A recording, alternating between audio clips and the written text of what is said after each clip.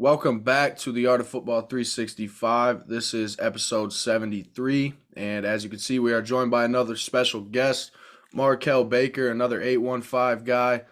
He's had a successful athletic career thus far. So we're excited to dive into his story. But before we do that, Gronk spike the subscribe button, leave a like, leave a comment, continue to give us all that feedback. We're growing, we're learning, and we appreciate you guys very much. Check out our two sponsors, Driftless Quality Wear and Bocker Auto Group. They support us, support them. All right, let's dive right into this game, and I've been excited for this one. I know you are as well, so go ahead. Let's take this one away. Yeah, first before we dive into this, appreciate you, Markel, having joined us along. It's a Freeport legend, two-time state champ in the building, so we got to give him a round of applause for that. That's enough feat right there in itself. But, bro, it's a pleasure having you on, having Freeport great on here.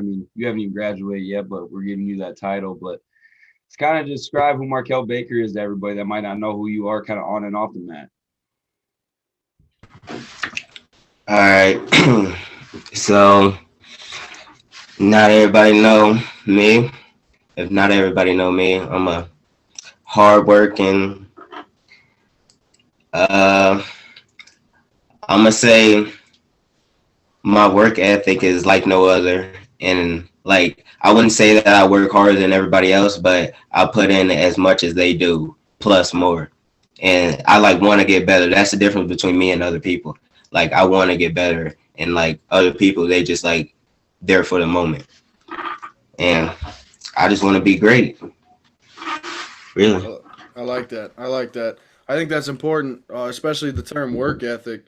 So going back, thinking about it, the beginning of your athletic career, where you started to where you are now, how do you think your work ethic has kind of transformed you into the athlete you are today?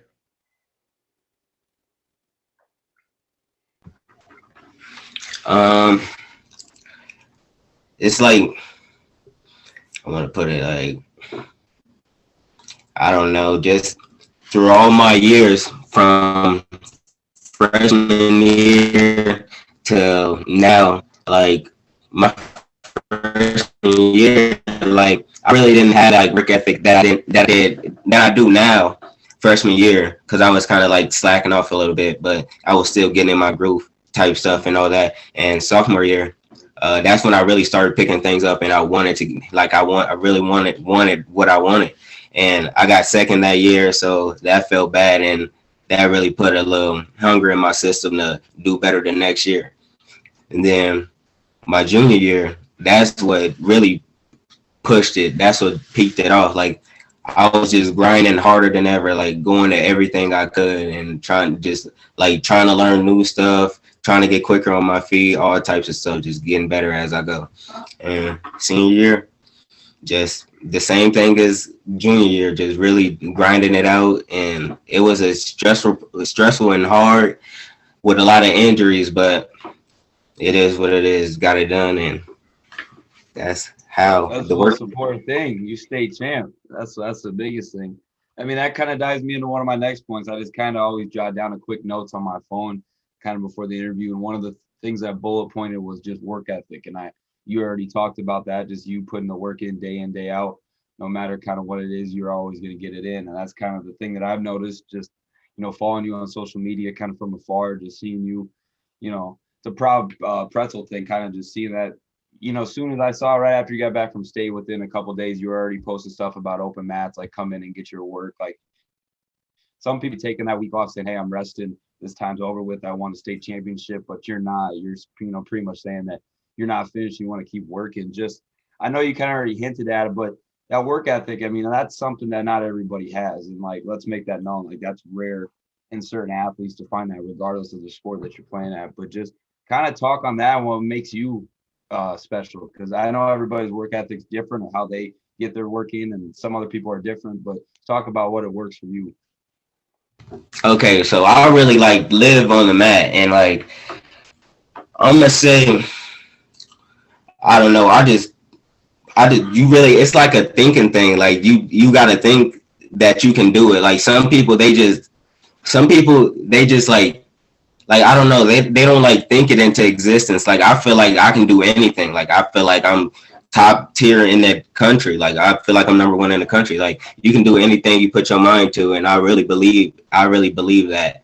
And it's just I don't know how to explain it, because what works for me is like the work ethic. It's just like, I don't know. I wouldn't say I was like born with it. Like it was just like like it was like I had to work for it. And once I found it, and once I like, I don't know how to put it, but once I like found that like work ethic I had, like I never wanted to let it go. Like I just wanted to keep grinding with it and go along as I please and stuff like that. So really, it's just like a thought process. You gotta think it into existence.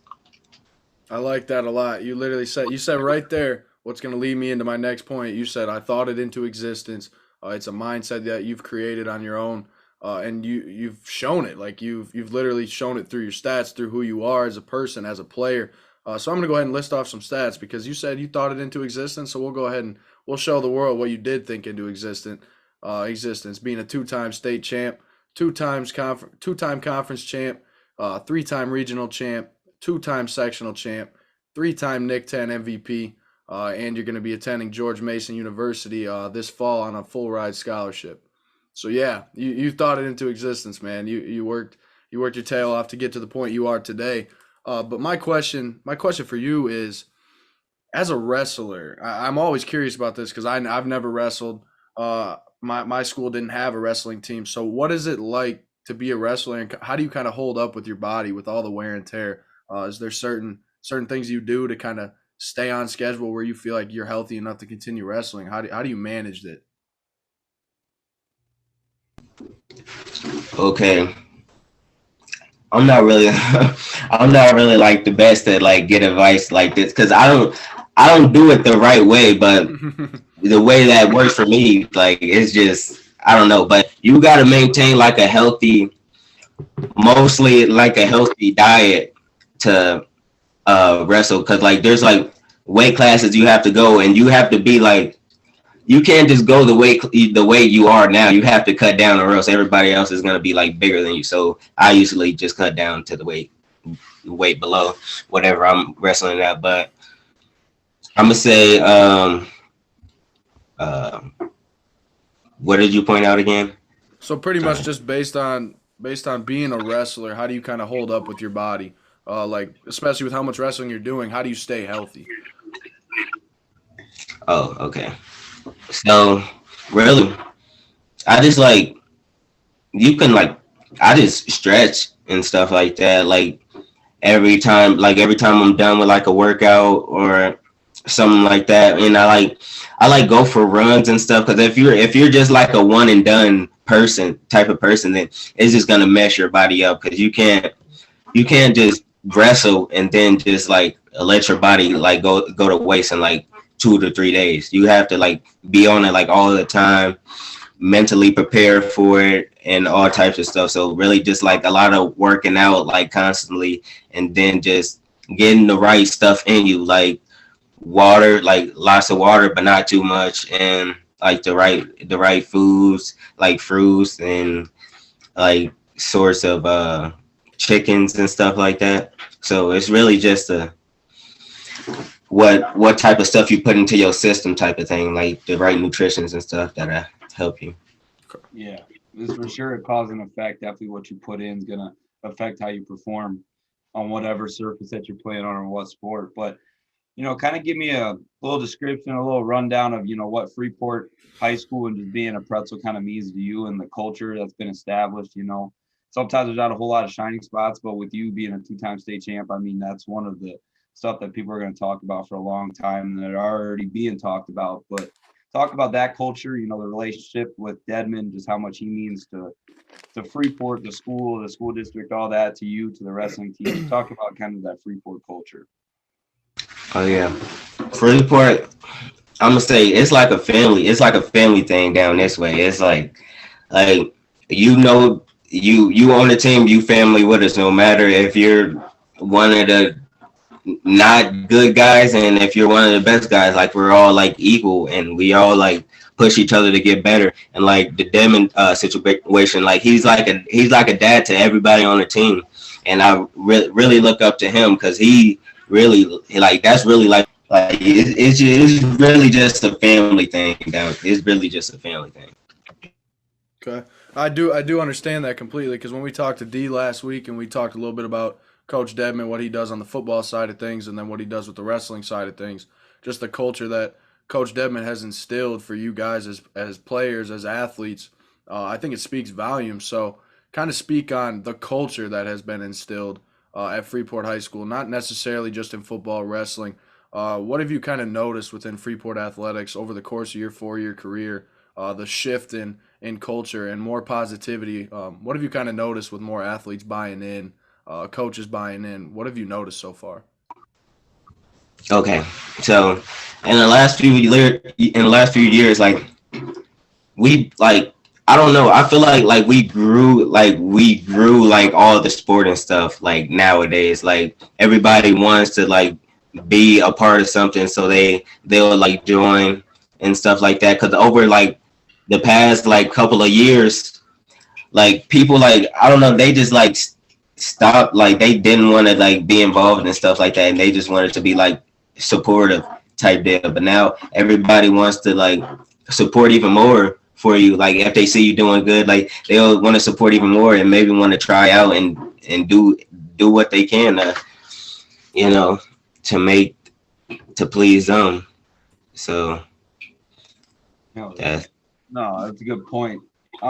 First off, congratulations on the D1 commitment to George Mason going out to the East Coast. And just first off, congratulations, man, going on. There's not a whole lot of people that, keep going, let alone on to college and let alone play a sport. I mean, I know your work ethic that you've already talked about is going to be a lot because it's with the college and juggling, me playing baseball in college and juggling with the school and the social life, all that is tough. But I know that just listening to you and some of the stuff you said and your values that are important to you, you're going to do good. But kind of describe that feeling, man. I saw the pictures on social media, your signing day at the school and all that. A lot of people came out. Kind of describe that feeling as soon as you put the pen to paper there and kind of made it official and just that had to feel awesome. I mean, it's a pretty cool moment for you and everybody around you.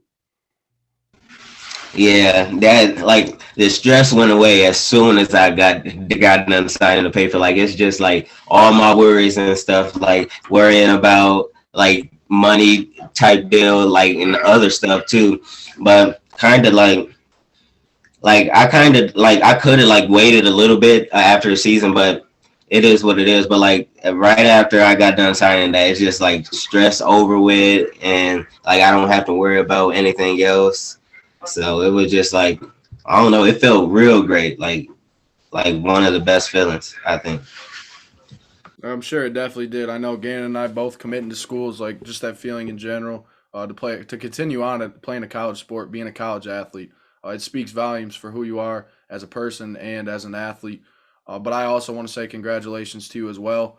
The question that I have for you though about George Mason, what stuck out to you for that with that school in general? Why George Mason and what was the thought process behind that decision before you put the pen to paper?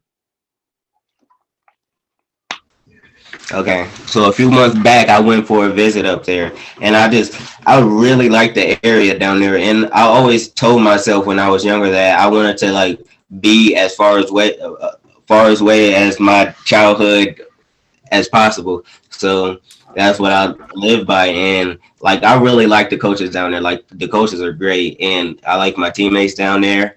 Shout out to all them. But yeah, I like all my teammates, the coaches, like, and it just felt like a family atmosphere like it does down here. So sticking to it. That's awesome, man. I'm glad that decision because I know it's stressful and some people don't always have as good a time, getting the recruitment, getting through it, all that, get what they want. But you got that, you got the offer, and that's the most important thing. Shout out to you on that. But kind of talk about, we're going to flip the script a little bit to a little bit more negative time, your sophomore year, state finals. I know that was a defining moment for you in your career. Obviously, I don't want to talk about it in like a bad way as because you had the loss and it was still the state finals and all that. But then, you flip the narrative and then go back to win it all your last 2 years. Kind of just talk about, that had to be some emotion going through your head, being that close, being able to get your first state title, everything you kind of dreamed for. but then to not have it, but then to be able to get it your last 2 years. Kind of talk about that transformation a little bit.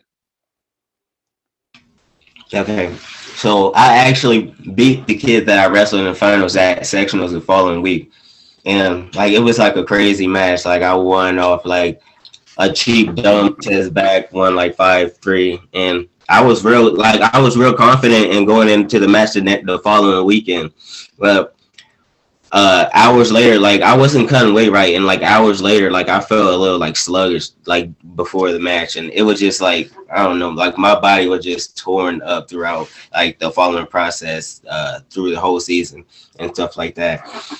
But yeah, that loss, like it didn't feel good. Like after the match, like I was just like crying down in the tunnel, like in Dedmond's arms the whole time. Like I was just like, that's not something I want to experience. Like that's like a experience death type feeling. Like you feel like you lost somebody. Like that's how bad like I was feeling. And the following year, I said I didn't want that to happen, so I just got off my butt and started grinding harder and doing what I could to be state champ. Just tweaking a little things up, and yeah, that's really it. I like that, especially because I think having stuff like that happen to you, throwing it back to your sophomore year, stuff like that, like losing a big match like that at state. You say you break down, it feels terrible. But I honestly do believe stuff like that is what builds you up for what came next. Your junior, senior year, having the success that you've had, certain instances like that build you up. The mentality that you have, the character that you have, it's been instilled with you over the past couple of years. So I think it's major to have that. Although it definitely sucks. It definitely sucks having those losses like that. But I want to throw it back to your childhood. Let's throw it back a little bit and kind of, I don't know if you have a certain memory from being a kid, I guess. What was your favorite memory as a kid as a wrestler? Do you have or not only your favorite memory, but what age did you start wrestling, and kind of whatever it was like as a wrestler as a kid? Kind of talk about it. It was fun. I actually don't know what age I started, but I know I started in 6th grade. I ain't doing all the math to all that, but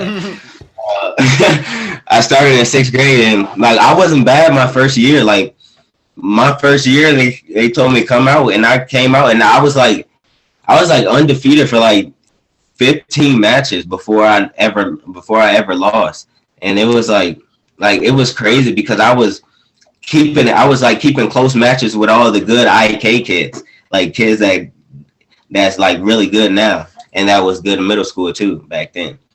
And like throughout my middle school year, I just kept improving. Like my first year, my 6th grade year, I think I like lost in a blood round of sectionals, and then the following year, what was it? I actually made it to middle school state, and I won a match, and then lost my second match, because back then you had to win. You had to win. No, the dude that you lost to had to win 2 matches for you to be back in. Yeah, like it wasn't. I remember that when Major was wrestling at state. I remember that. Yeah. Yeah, so they had that makes no sense, but. Yeah, they had to do that, and then my 8th grade year, I actually got 4th to a kid that I'm definitely beating now. So, kind of describe, with some of the older wrestlers, there's only 3 state champs. Well, let's let that be known to everybody. There's only been 3 state champs individually from Freeport in the history, and you and Major Dedmond within the last 2-3 years have done it. And it's pretty cool to be able to go to high school with both you guys at the same time and all that. But just kind of talk about some of those older guys, not even just Major, obviously, who won it and was down there almost every year. And then also with Matt Shavers, Tyrone Johnson, another guy that you're graduating with. I know some of those guys you're close with. Talk about that relationship, learning from and wrestling with them and all that. And then I also wanted to point in, too, when you went in kind of over the COVID time, you were wrestling with the Albert athletic guys and doing some of that with the national tournaments. I know you're up in like Fargo, North Dakota, just seeing a lot of different people. Just talk about all that helped kind of shape you off the mat onto it, a lot of people that go into it. Yeah. So the me wrestling with Major and Matt, like they really I'm seeing Major doing all this type of good, and I want to be like just like him.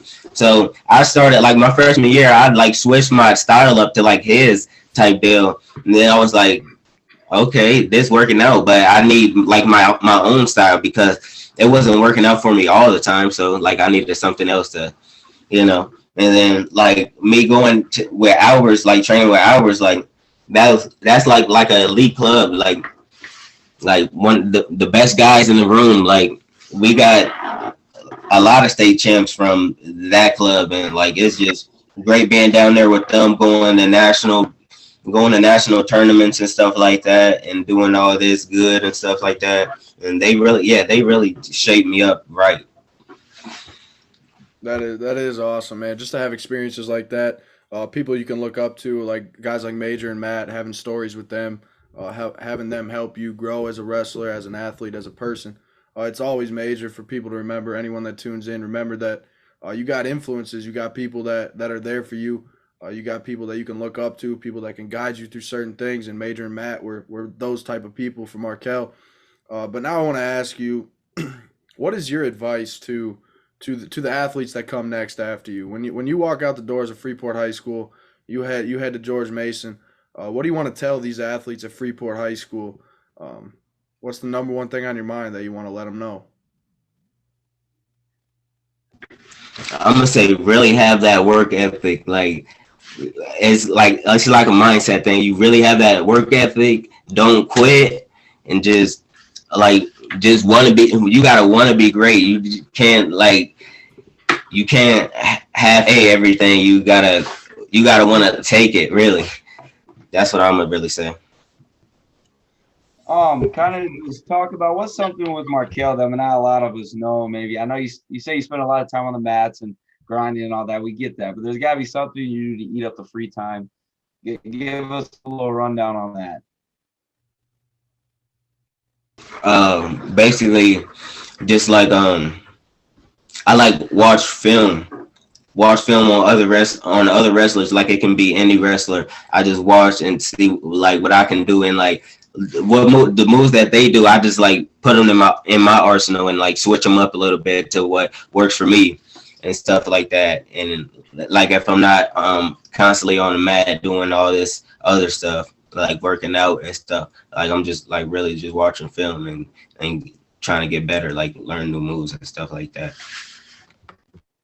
So to me, it sounds like Markel. Even in the off time, he's still grinding one way or the other. That's what I'm getting at. That's the common denominator of all this. He's a lifer, wrestler for life. He's got that athlete mentality built in him. It's probably gonna last forever. The way it sounds, watching film, being on the mat 24/7. But that's about all I got for questions. So I just want to say, I thank you very much for coming on here with us. I had a blast learning a little bit more about your story, giving you that chance to speak on what you feel is best with your career, where you're headed to George Mason. I just want to wish you the best of luck. I'll tell you that us here with this podcast, we're in your corner. You ever need anything, don't hesitate to ever reach out to us. We appreciate you, man. We appreciate you as an athlete within the 815. We know you got it in you to keep chasing your dreams, keep chasing your passions. I know you got greatness in you, so I wish you the best of luck, man. I'll let Gannon give his final thoughts.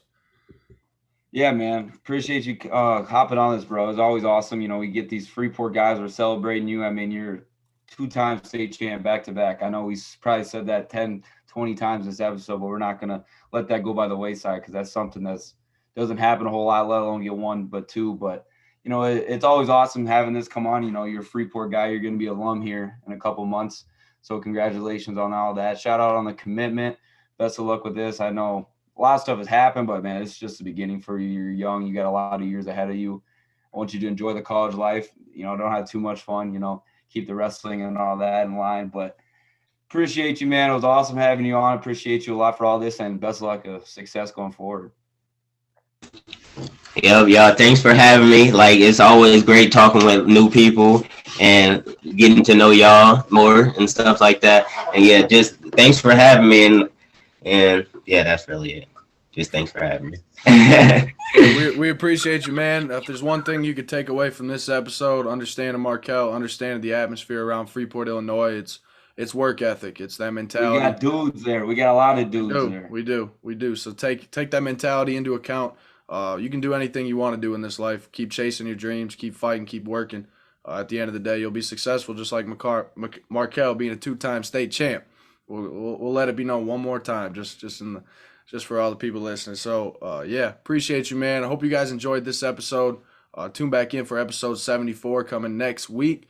Wow, that sounds crazy. Episode 74. That is crazy, man. We got episode after episode. But yeah, we appreciate you guys. Until then, Gronk, spike the subscribe button for us.